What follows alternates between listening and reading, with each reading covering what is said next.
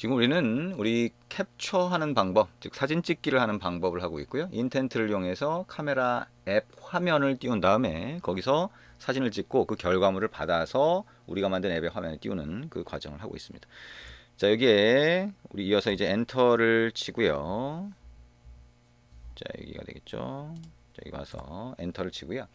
자, 여기에 이제 파일 URI라고 하는 거를 객체를 하나 만들었죠. 그러면 이제 인텐트를 만들어 봅니다. 인텐트 객체, 인텐트는 new intent라고 해서 자, 미디어 스토어 점 자, 액션 이미지 캡처라고 미리 정해진 상수가 있어요. 이걸 이용해서 인텐트 객체를 만들면 이 액션 정보를 이용해서 시스템으로 보낼 수가 있는 거죠. 그래서 카메라 앱을 띄워달라라고 시스템에 요청할 수가 있게 됩니다. 인텐트 점, 자, 그다음에 put extra라고 해서 여기다가 자, 미디어 스토어 점 extra 밑줄 긋고 아웃풋 이렇게 할 수 있어요.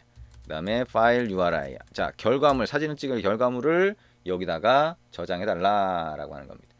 자, 그래서 자, 여기다가 if라고 한번 해볼까요? intent resolve 그 다음에 activity라고 하는 메소드가 있습니다. 여기다가 자, get package manager라고 하는 거 이렇게 넣어주고요.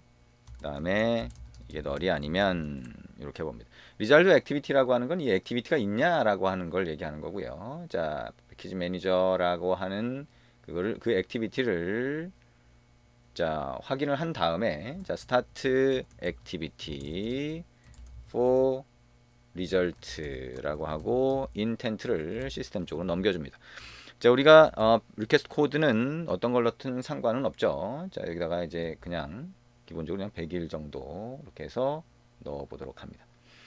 자, 그러면 이렇게 해서 버튼을 눌렀을 때 테이크 픽처 하게 되고요. 그때 인텐트를 이용해서 띄워 주도록 한다라고 하는 거죠. 그렇죠? 자, 그러면 여기까지 해서 띄워주는 것까지는 뭐 그렇게 어렵지 않게 지금까지 우리가 알고 있는 내용 가지고 이렇게 했었어요. 근데 여기 보면 우리가 파일 프로바이더라고 하는 거를 사용하는 거를 볼 수가 있죠. 그래서 이 파일 프로바이더라고 하는 데서 우리가 파일을 지정하고 그 다음에 그 파일 쪽으로 자, 우리가 찍은 사진을 카메라 앱에서 저장할 수 있게 그렇게 만들어 준 거예요. 그러면 여기에 이 파일이라고 하는 거를 접근할 수 있도록 파일 프로바이더를 썼는데 그거에 관련된 추가적인 정보를 더 넣어주도록 할 겁니다. 그래서 일단 app 밑에 res 밑에 자, 여기다가 xml이라고 하는 폴더를 하나 만들 거예요. new라고 하고요. 디렉토리 한 다음에 자, xml 이렇게 한번 해봅니다. 자, XML 설정 같은 것들을 여기다가 만들 수가 있는 거죠. 자, 이 폴더 선택하고요. 오른쪽 마우스 버튼 눌러서 New라고 하고 XML 리소스 파일 눌러보죠. 그 다음에 자, external.xml 이렇게 이름 지정하고 OK 눌러봅니다. 자, 그러면 external.xml이라고 하는 파일이 만들어지고 있어요. 그러면 여기에 자, 우리 여기 맨 가장 위에 태그, 최상위 태그에다가 패스라고 이렇게 한번 해봅니다. 자, 경로를 지정한다는 거죠. 그 다음에 여기다가 자, external pass 이렇게 해봅니다. external pass. 그 다음에 name에다가 sdcard라고 한번 해보고요.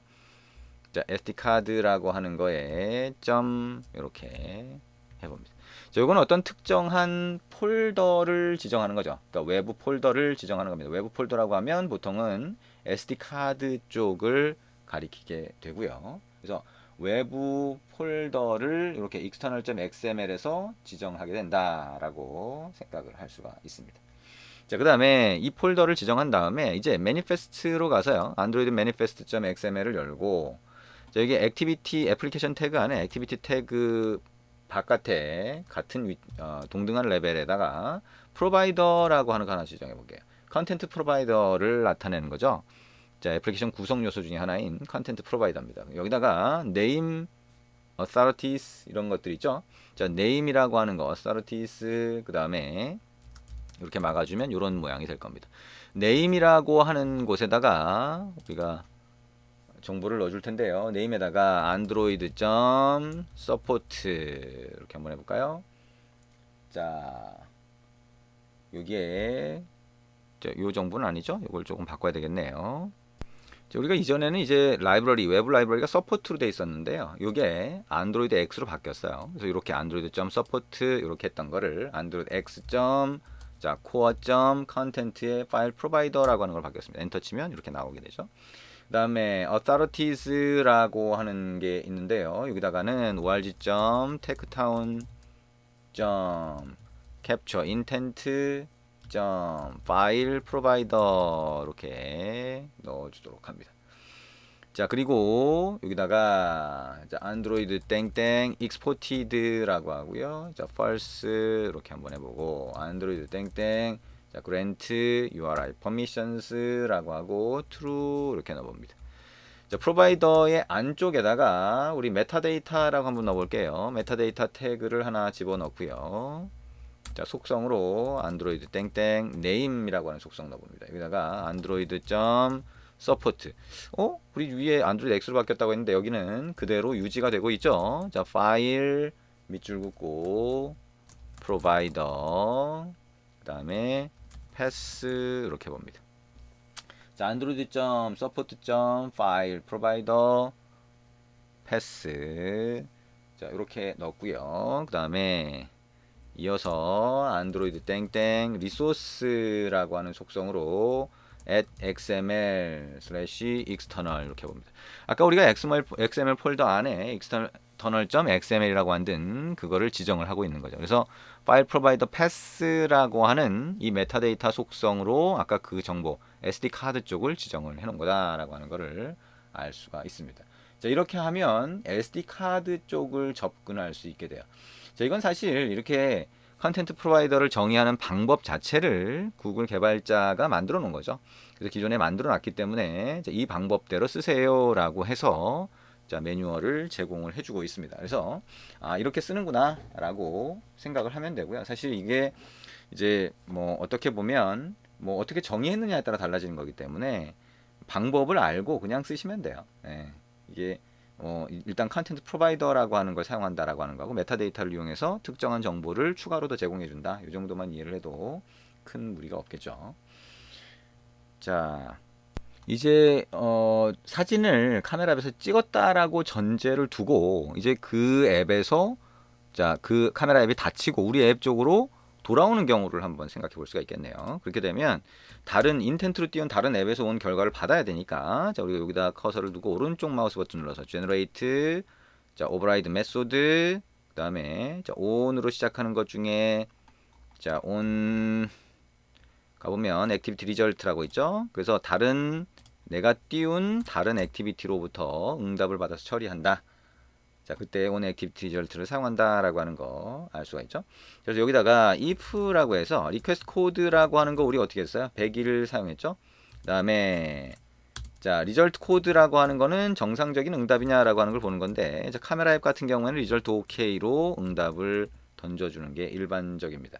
뭐 거의 딱 정해져 있는 거죠. 저것도 이제 응답을 어떻게 던져주느냐가 좀 다를 수 있는데 일반적으로 단말에서 제공하는 앱이라든가 다른 앱들도 대부분 정상 응답을 result ok라고 하는 상수값으로 전달을 해주게 됩니다.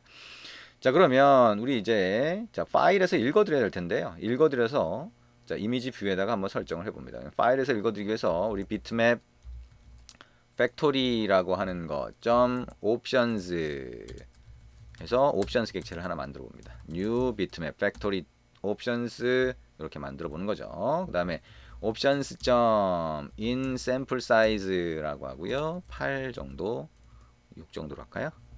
이렇게 붙여봅니다.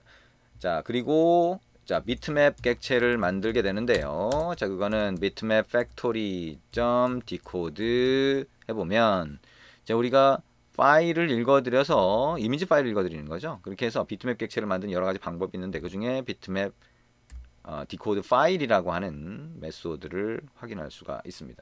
자, 그러면 여기에 우리 아까 앞에서 만든 파일 객체를 넣어주고요. 그 다음에 여기에 get absolute pass라고 해서 경로를 넣어줍니다. 그 다음에 options를 넣어주면 이 위에 options에 in sample size 6이라고 했으니까 자, 저거는 일정한 비율로 크기를 줄여주는 역할을 하죠. 그게 샘플 사이즈가 됩니다. 일종의 그 이미지 샘플링이라고 하죠.